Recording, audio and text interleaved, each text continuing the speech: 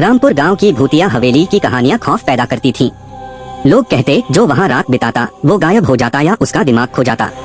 अरुण एक हठी एनिमेटर अपनी वेब सीरीज के लिए कुछ सनसनीखेज चाहता था। गांव वालों की चेतावनियों को नजरअंदाज कर वो कैमरा, माइक और एक ताबीज लेकर रात 1 बजे कोठी पहुंचा। दरवाजा चरमराया। अंदर हवा में सड़ांध थी, जैसे सदियों पुरानी लाशें सांस ले रही हों। फर्श पर नाखूनों के खुरचे निशान थे और दीवारों पर खून से लिखा था, मुझे ढूंढो। अरुण ने कैमरा चालू किया, पर स्क्रीन पर उसका चेहरा टिमटिमाने लगा, जैसे कोई और उसमें घुस रहा हो। माइक में फुसफुसाहट आई, तू मेरा है। दिल धड़क रहा था, पर वो रुका नहीं। ऊपरी मंजिल पर एक काला टूटा दर्पण था। उसने देखा तो उसकी परछाई गायब थी। उसकी जगह एक औरत खड़ी थी, जला हुआ चेहरा, लाल आंखें और साड़ी से खून टपकता हुआ। वो पलटा, कोई नहीं। कैमरे में वो औरत अब उसके गले पर हाथ रखे हंस रही थी। अरुण ने ताबीज निकाला, पर वो पिघलकर उसके हाथ में जलने लगा। वो सीढ़ियों की ओर भागा।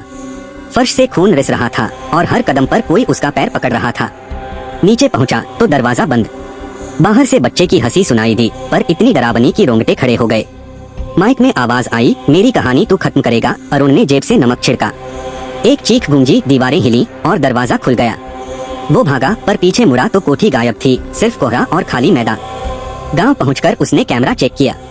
रिकॉर्डिंग में उसकी चीख थी और एक सीन में वो औरत उसके चेहरे में घुसकर चिल्लाई, तू मैं हूँ। गांव वालों ने बताया कि कोठी की मालकिन, जिसे 100 साल पहले जला दिया गया, हर जिज्ञासु को अपने श्राप में फंसाती है। ट्विस्ट, अरुण ने वेब सीरीज बनाई जो रातों रात वायरल हो गई। पर हर बार जब वो फुटेज देखता, उसमें नया सीन जुड़ जाता। वो औरत अब उसके घर में दिखती थी। एक रात उसका लैपटॉप अपने आप चला।